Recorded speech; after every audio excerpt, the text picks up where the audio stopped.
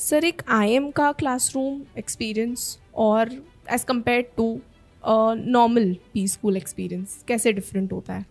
So I would take this as like IIM और top B school and top B school का classroom experience किसी और not so top B school experience से कैसा होता है? बहुत सारे कारण। पहला है diversity of the class itself. So आमतौर पे IIMs and top B schools would have students from all walks of life, right? Almost all states or most of the states from diverse background.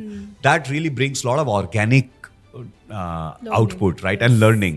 तो एक तो आपकी मित्रता देश के कोने कोने के लोगों से हो जाती है, ठीक है, और उनके द्वारा जो पॉइंट्स क्लास में शेयर किए जाते हैं वो बहुत सारे कॉन्टेक्स्ट से निकल के आते हैं, ठीक है।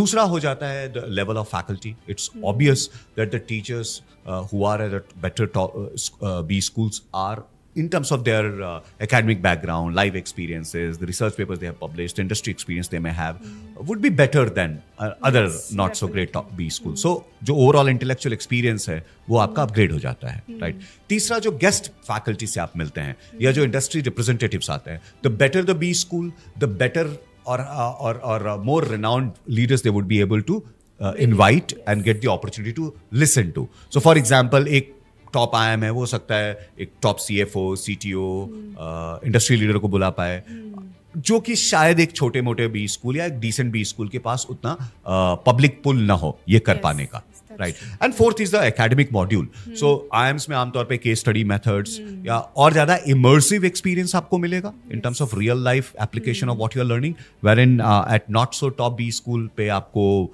मोर थ्योरेटिकल एस्पेक्ट मिलेगा। तो ये चार कारण है जिससे आपको डिफरेंस दिख सकता है।